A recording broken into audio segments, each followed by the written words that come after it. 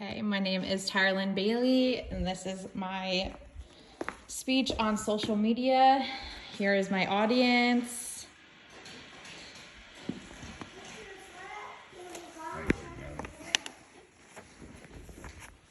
Okay, are you addicted to social media? In my presentation, I'm going to be talking about the pros of social media and why it's important that we still use it, the cons that unfortunately come with that, and how to identify if you feel like you are addicted to social media. Before we get deeper into that, we're going to first define what social media actually is, which is, according to the Merriam-Webster Dictionary, it is forms of electronic communication through which users create online communities to share information, ideas, personal messages, and other content. Over the last decade, social media has increased significantly due to the ease of phones and the internet.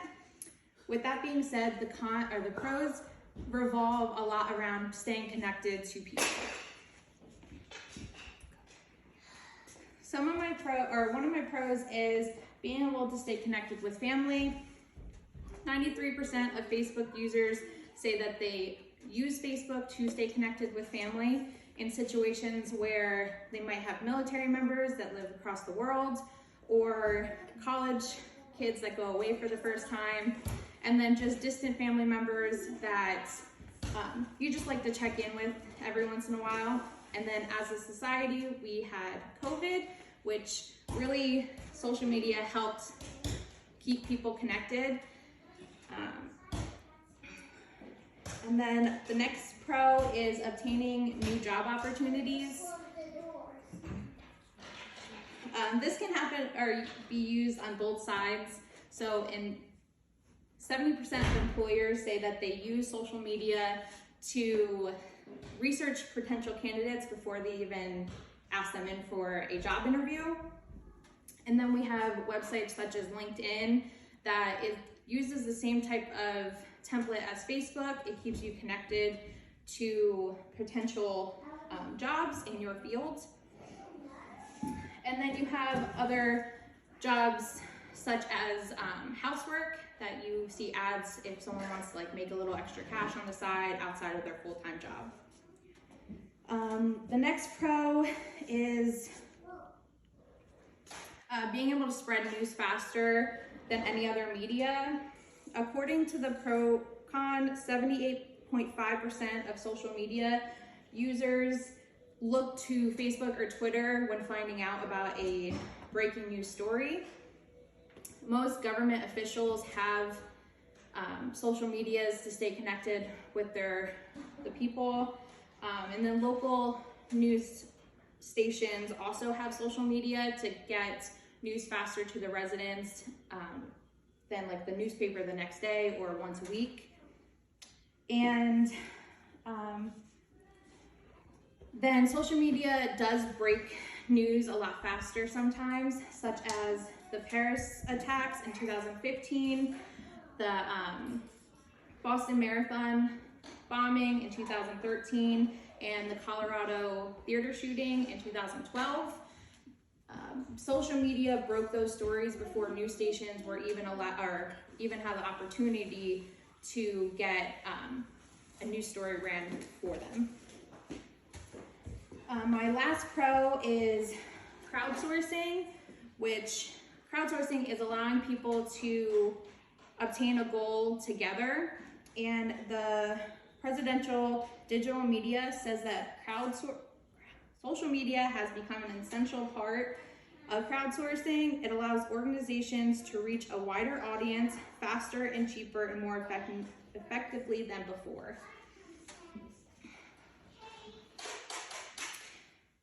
In society, social media is a high priority. So that's why it's important to look at both the pros and the cons of the situation. That it affects your everyday life. Some of the cons that I have are false information. 64% of people on Twitter say that they encountered a story that they thought was true, and then later on found out that it was false. Lies spread on social media 6 times faster than the truth. And then even if it is corrected later on, a lot less people see it. And then my next con is it entices people to waste time. A recent study was shown when a notification came across someone's phone or internet or Facebook, it took, on average, a person 20 to 25 minutes to get back to the original task.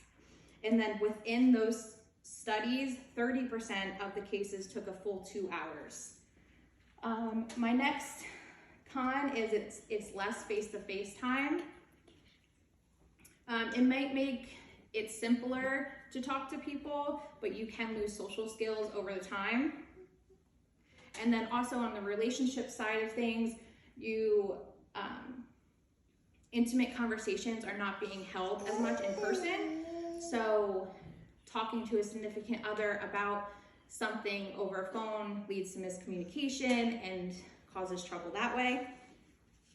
And then the last con I have is social media users have decreased mental health. According to the McLean Health Hospital, social media helps the reward center of the brain by releasing dopamine, which is the feel-good chemical. And then the likes, the comments, and the resharing of your stuff, it reinforces the dopamine, which keeps you on social media longer. Too much social media can actually lead to you feeling lonelier and more isolated, which can have effect on your mental health, and it can cause anxiety and depression. A lot of people joke about like being addicted to social media, but like taking a deep dive into the actual definition of social media addiction, a lot more people might hit that criteria than you would think. So according to the Addiction Center, social media addiction is a behavioral addiction that is characterized as being overly concerned about social media, driven by an uncontrollable urge to log on or to use social media, and devoting so much time and effort to social media that it impacts other important life areas. So symptoms of social media addiction are a lot similar to substance abuse addiction, because addiction is addiction. So you have mood modification, where social media leads to changes in your emotional state. Then you have withdrawing, which is unpleasant physical or emotional symptoms when restricted or stopping social media. Relapse is reverting back to using social media after a long period of time. And then tolerance is using social media more and more over time. And then depression, teens that spend 5+ hours on their phone more a day have an increased chance of having depression. So when does this become a problem? It becomes a problem when you use social media to cope with other things in your life, like stress, anxiety, depression. And then if you are ignoring real life responsibilities for social media, if you're ignoring real life responsibilities such as relationships, work, or school, and then if social media consistently affects your mood, like you get on social media in a good mood, read something, and then it affects your mood for so many minutes after, or hours, or even your day. And then you can have something called FOMO, which is a fear of missing out. And this can be not being involved with something that you're seeing on social media can trigger a physical or emotional towards depression, or even just looking at other people's lives and feel like you're missing out in something in your life. So how can you help yourself? It is it's important to know that it is a process and not an instant fix. So picking up a new hobby, picking up a new hobby, finding a new interest, asking your loved ones for help. So asking them to hang out with you or spend time with you, or even them holding you accountable for your addiction. Quitting cold turkey with deleting the app, logging off of social media completely, make it harder for yourself to access that. Okay. Turning off notifications altogether would be helpful, not to have that like one-click instant thing. And then limit yourself.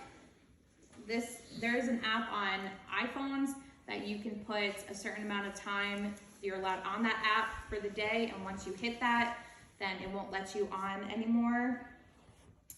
That one takes a lot of self-control, but it is a good thing to do. And then the good and the bad of social media. On one side, it connects us with family, can help you find new job opportunities and spread important information, but at what cost? Do the cons outweigh the pros? The false information, the decreased work, and the increased chance of depression.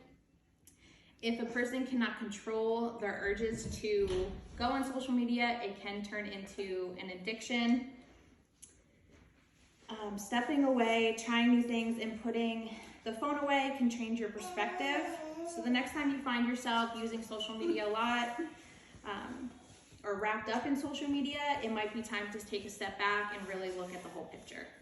Thank you. Good job. How did he show? Told he was a midget.